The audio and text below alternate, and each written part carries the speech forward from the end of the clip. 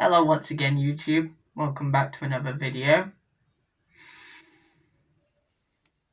Yep, I killed Robert Lewis, brutally murdered him with my machete, and now I'm the host of the Knights of Awesomeness YouTube channel. And yes, I am going to review this. Very nice. I don't know anything about it. I mean, what the hell are these words? I've been living alone in a shack all my life, really, in Crystal Lake, oh, oh, you're not fooled by my trick, eh? You thought I was actually dead. Yeah, I think it's the hair that gives it away. Anyway, enough of that, and enough of me pre-rambling. Okay, Doctor Who review. Image of the Fendahl. Go! Okay, hello once again YouTube and welcome to another video where I'm going to discuss this brilliant story, Image of the Fendahl, written by Chris Botcher. Yes, not Robert Holmes. Or it might be a pseudonym, I don't know. Anyway, this story is one of the last Fourth Doctor Gothic horror ones. The real last one was State of the Decay, but this was after Philip Hinchcliffe was fired as the producer, probably the best producer of Doctor Who, with Robert Holmes, and was replaced by Graham Gardner. Oh, I think that's his. Hang on. Graham Williams, yes. Graham Williams was the producer of season 15, and there was a considerable tone shift with K9, the introduction of K9, more like satire, more like comedy episodes, more like straight ahead science fiction-y episodes, not as many Hammer horror references, and a reference to Star Wars as well, with a lot of models and the invisible enemy. And the Sunmakers being about taxation. It wasn't really like a scary season except for Horror Fan Rock and this, Image of the Fendahl. This strips of Hammer horror atmosphere. It literally gives you this lady is actually kind of scary. And it's sort of a story about a cult, really. A woman that has formed a cult that will to resurrect this long dead ancient alien, older than man and possibly our original ancestors. That's the reason why she looks like a human. And yes, the Doctor has to stop it before the blooming creature tries to kill everybody on Earth. It's quite a good thing. And it also correlates with the Doctor's past as well. So, yeah, it's been a while since I've watched this story, but the dialogue in this, it's top form. It's still got that Graham Williams era-esque, style of humour, the Doctor not taking the threat so seriously, offering the skull the jelly baby. That particular scene actually is also one of the creepiest scenes. Mostly because of Tom Baker's performance. And yeah, he's on top form on this episode, honestly. And, I love the line about currant cake or something like that. And it's a recurring joke, There's a couple of recurring jokes. I think there was a scene with a cow where he was asking them for directions, I think. I could be wrong, but I quite like that scene.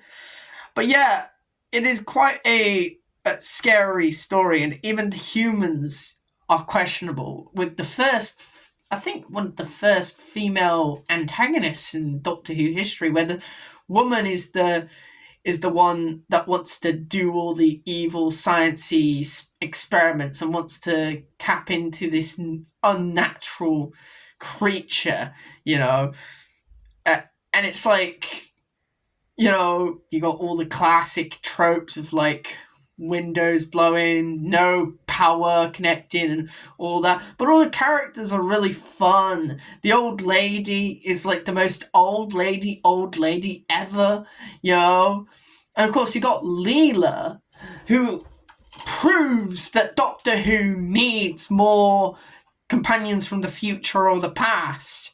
And Leela's sort of a combination of both, since she is from the future. She's from a survey team from a planet. Go watch Bloomin' Face of Evil to find out more about that. And but she has a sort of like tribal warrior kind of like vibe to her, scantily clad. I do admit, though, yeah, I'm not going to admit that on today's YouTube. I would admit it like 10 years ago, but nowadays you don't know what the fuck you can say on YouTube. Anyway, yeah, I do think every single character is engaging and likable, or depends on if the story wants you to like them. Because if they are despicable, they are really despicable, and you do feel genuinely sorry for the good people that get caught up in this mess featuring the Fendahleens. The Fendahleens, yes, they do look like fucking penises, okay? We know that. The blimmin' vervoids look like vaginas, but you can't deny the costume work is really good with them. Because, I don't know, they just have such an uncanny vibe to them. It looks sort of like a snake in a way, with a sort of like hose, like, attachment for instead of a face, you know? And the Doctor's legitimately terrified of the Fendahl waking up and unleashing havoc on the world. And it's clear that these scientists are tapping into forces that they do not understand. And you are legitimately scared. There's a lot of like nighttime sequences out in there, and you almost feel the cold, you know, you see the breath, and it's like almost has sort of a creepy, old school timey like feel to it. Maybe even more so than some of the Hammer horror films, because they didn't do on film location filming, did they? So naturally, this has an edge over it, I do believe. And yeah, the Fendahl woman. The Fendahl is a woman. Fendahleens are the males. The Fendahl is the woman, and that's why it's called Image of the Fendahl, because the image can cause intense panic and fear in the primordial mind of man, because they are our distant ancestors in a way. So, that's spoilers, by the way.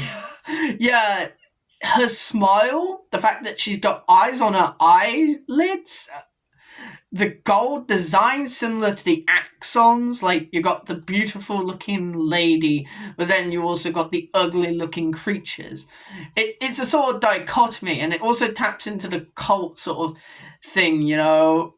Classic Who dealt with cults a lot. Damon's, the blooming Mask of Mandragora, you know, and also the K9 and Company first pilot, you know, they all deal in cults, so it's quite an interesting thing, you know. And yeah, the set design, of course, being like the BBC, they can give them budgety for like sets that are mostly like old-timey Victorian, Edwardian, Tudor sort of like sets. They'll put all their fucking budget into it, but if it's an alien spaceship, forget about it. But yeah, it is a fantastic story, and it's legitimately terrifying. The threat is legitimately terrifying. The Doctor's on full form. The companion is an interesting dichotomy between like past and present, and she's also capable in her own right without feeling forced. Looking at you, Disney and current Doctor Who. But she's also vulnerable. She can be vulnerable because of her lack of knowledge of, like, the rest of the universe. And the Doctor basically is a teacher to her. And that's what I've missed in Doctor Who, you know? Because it is supposed to be an educational program, but this is, like, more subtly educational. It's not teaching us, it's teaching this person about the rest of the universe, morals, ethics, dilemmas, and what to do in a situation, and when not to use violence. Because violence isn't always the answer. But yeah, I think the set design, the costuming, the skull scene is fucking terrifying, because Tom is just putting all effort to emphasize how terrified he is of this skull. You think it would come across as goofy, but the skull is legitimately creepy. It is. And you see the effect and the glowing eyes from it. It just unnerves you beyond belief, and it's one of the scariest moments in all of Doctor Who history. Up there with let's say the death of the survey team in blooming Earthshock, where the cyber androids are killing everybody, and you hear the beeps, the blooming okay, I'm getting off topic. Anyway, this is a phenomenal story. I'm gonna rate it a 9 out of 10, and yes, I'm rating it a 9.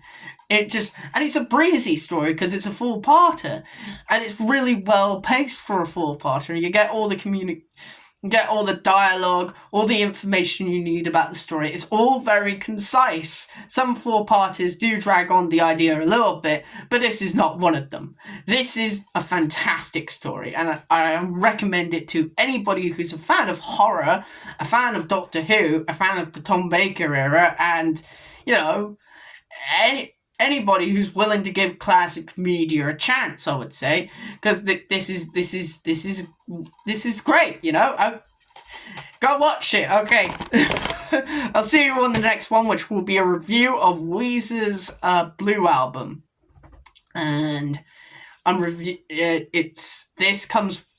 I'm uploading this first, and then the Weezer album second, but the Weezer album I've reviewed first.